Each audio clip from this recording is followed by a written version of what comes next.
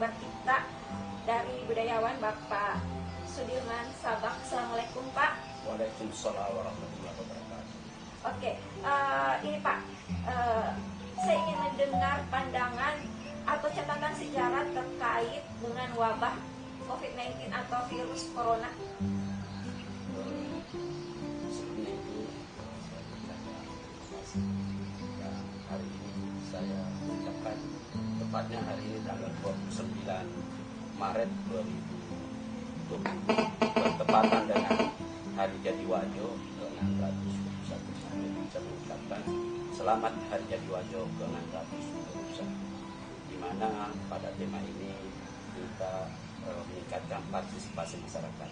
Barangkali ini juga partisipasi masyarakat yang diminta adalah penanganan masalah COVID-19. Olehnya itu memang banyak pandangan yang berkaitan dengan budaya penyakit seperti ini. Dulu orang menyebut penyakit kalau ada penyakit yang tidak bisa diatasi dengan cepat. Cepat itu sudah membawa maut. Orang bilang SARS itu adalah suatu penyakit yang melalui virus, barangkali karena orang tua dulu peralatannya begitu sederhana, hanya melalui insting sehingga dia menyebut SARS. Itulah kalau ada orang yang melanggar, dia biasa bersumpah jika SARS, nah berarti itu akan dikena penyakit yang tidak bisa diobati dan cepat penularan. Itulah barangkali itu ungkapan berkaitan dengan kematian, karena penyakit pasti ada dampaknya adalah kematian. Ada ungkapan Bugis menyatakan terlalu matanya setengah darah, tidak akan mungkin meninggal seseorang kalau bukan ajalnya. Tetapi bila mana kamu pasang itu tanpa dengan perhitungan, kamu akan menderita untuk selamanya dan bisa mencelakakan orang. Olehnya itu beberapa kali di Wajo kena wabah masih bersama pemerintahan, seperti masa pemerintahan Arumato Wajo keempat, yaitu waktu juga pernah terjadi wabah penyakit meninggalkan ternak pada meninggal. Bahkan waktu itu ya dapur tidak berasap, artinya tidak memaksa orang karena tidak ada yang bisa dimasak. Niru jantung, antan disediakan, langsung diteruskan. Apa yang menyebabkan itu? Ulah dari manusia itu sendiri. Apa yang dikatakan? Karena banyak pada saat itu orang membenarkan yang salah, menyalahkan yang benar. Nah itu ya. Jadi kalau ada pelanggaran-pelanggaran itu ada dampak yang diberikan kepada masyarakat itu sebagai teguran, sebagai sisaan kepada orang. Dan nanti katanya berhenti apabila si pelanggar itu akan dihukum dengan sesuai dengan hukuman yang ditetapkan. Itu diungkap oleh Latiringa Totaba, seorang negarawan kita yang di Wajo. Lalu yang kedua, juga pernah di Wajo terjadi wabah penyakit cacat sekitar tahun 1859, masa pemerintahan Arumato Wajo ke-4, yaitu Lacincin Akilani. Lalu masyarakat tidak ada yang sakit karena begitu banyaknya orang yang korban, sehingga Arumato pada waktu itu dia mengisolasi diri dan tidak bisa ditanganinya dengan mengisolasi diri, maka dijerat Hendry itu saudaranya, dan akhirnya beliau mengajarnya dan beliau dimakamkan di kuburan keluarga di Parepare. Wabah ini lalu diatasi dengan seorang tabib yang datang melihat bahwa masyarakat ini bisa habis kalau tidak ada yang tangani. Langsung datang seorang tabib yang bernama Mustafa. Entah tabib ini memang mungkin barangkali Allah mentakdirkan untuk datang ke Wajo melihat. Lalu tabib ini menggunakan ramuan lokal sehingga mengobati hidup dan paling banyak eh, apa namanya tetap bertakwa kepada Allah Subhanahu wa taala. Nah, sehingga itu yang dilakukan. Jadi melihat daripada ini ada hal-hal yang bisa disampaikan melalui budaya bahwa kalau bila mana ada orang yang kena tertimpa musibah seperti ini, yang pertama yang harus dilakukan adalah bersabar. Cuma bersabar. Sebab sabar itu adalah salah satu motivasi untuk membuat kita kembali satu motivasi. Yang kedua, selalu memberi semangat dengan menyampaikan kalau kita mendatangi orang yang sakit, ketika kita mau pergi, yang memberi semangat dengan ucapan bugis, majapat, ya. Mudah-mudahan kita sehat. Ya itu.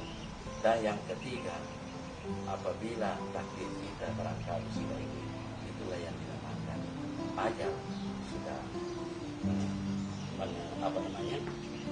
yang menjemput kita.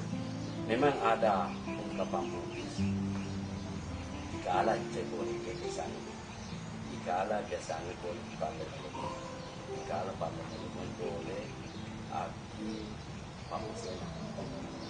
Jadi yang paling tinggi sini adalah rahmat dari Allah yang Maha Kuasa. Olehnya itu, marilah kita memperbanyak rahmat kepada Allah agar semua kita diberi baik dari pemerintah maupun dari masyarakat, semuanya bisa diberi oleh Allah Subhanahu wa taala. Saya kira demikian. Terima kasih. Assalamualaikum warahmatullahi wabarakatuh. Terima kasih Pak. Jadi terkait dengan virus corona dalam pandangan budaya ini. Jadi biasanya kan masyarakat jika tertimpa musibah dia mengadakan ritual sesajen atau apa. Itu sebenarnya bagaimana Pak? Sebenarnya sesajen atau ritual atau bisa dikatakan tolak bala mungkin Pak ya? Tolak bala orang sudah berbeda dengan zaman dulu. Zaman dulu ya karena belum ada nominal berupa uang, ya materi yang dibawakan. Orang dulu ke masjid ke hari Jumat itu bawa tolak bala, kelapa, pisang, ayam, dan itu nantinya kan bisa dipelihara, kelapa bisa ditanam untuk menjaga alam dan seterusnya. Tetapi kalau ini mau ini kan manusia kan sekarang, coba bayangkan sekarang masih sudah ada orang yang membayar melalui ATM. Kenapa masih mau melakukan seperti itu? Dan kalau tolak bala seperti musibah-musibah itu minta kepada itu, silakan pelihara alam. Nah, kenapa alam ini murka? Karena banyak yang melanggar daripada aturan itu sendiri, tidak menghormati alam misalnya. Jadi tolak bala itu yang sekarang ini kita pelihara. Tak usah adakan upacara-upacara seperti yang dilakukan oleh orang tua dahulu kita. Karena orang tua dahulu kita itu tolak bala itu hanya kesimpulannya adalah menginginkan alam ini bagaimana bisa ramah dengan manusia. Ya. Tapi kalau manusianya tidak ramah kepada alam, tentu alam tidak ada jawabannya terhadap manusia. Kalau orang yang hidup di pinggir sungai pasti akan ramah dengan air. Manusia hidup di pegunungan juga ramah dengan. Olehnya ini sebagai orang wajo, ya ada simbol itu antara masyarakat dengan pemerintah. Dia bilang berkomitmen. Masyarakat sendiri yang di bulu-bulu kotak kamu ditanya-tanya itu tidak boleh. Bila mana pemerintah mendapat kesenangan, mendapat kesuksesan, masyarakat akan datang bertemu, mendapatkan kegembiraan dan kemenangan itu, kesuksesan itu. Dan bila mana pemerintah dalam keadaan mendapat musibah seperti ini, maka masyarakat pun juga akan mendukung program itu. Maka masyarakat itu datang ditanya-tanya itu dan disitulah antara kerjasama masyarakat dengan pemerintah dan pemerintah. Saya kira orang tua kita sudah tidak pernah bertentangan dengan program apa yang dilakukan oleh pemerintah. Itu barangkali simbol yang dimiliki oleh masyarakat Wajo itu yang ada di pintu gerbang. Tuhan yang menyatakan Maradeka Dewa Joy, Nadia Tiang Alena Maradeka, Tanah ini akan ya tetapi Tanah Maradeka mana ada seperti Undang hukum yang kita sudah sepakati, itulah kita hormati. Ya, bukan yang lain kita hormati. Kesepakatan itu yang kita hormati. Saya kira demikian. Terima kasih. Jadi virus corona ini bukan hanya musibah di Kabupaten Wajo, tapi musibah dunia, Pak ya. Oke, begini Pak, ada juga yang masuk pertanyaan sama saya masalah lontra penanrang. Katanya lontra penanrang ini merupakan kalender Bugis yang bisa mendeteksi wabah dan lain-lain. Apa betul ini Pak? Itu lontar panangan awalnya hanya digunakan oleh pekerjaan dan mengatur siklus hujan, sehingga untuk masa tanam itu yang digunakan. Maka lontar panangan ini adalah lontar untuk mengatur siklus alam. Tetapi kalau alam tadi yang saya katakan ini sudah tidak menjadi tanda-tanda bagaimana alam itu, apa curah hujan panjang atau tidak, dan bagaimana ini, karena dia bersimbol daripada ada dua yang lontera melihat catatan.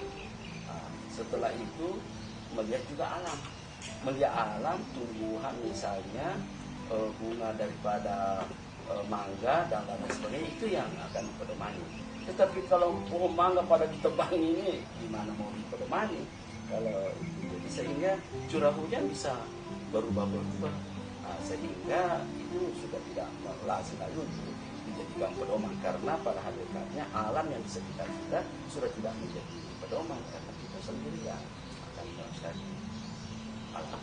Terima kasih. Oke, baik, terima kasih Pak Sudirman. Oke, selanjutnya kita beralih ke narasumber Bapak Rego.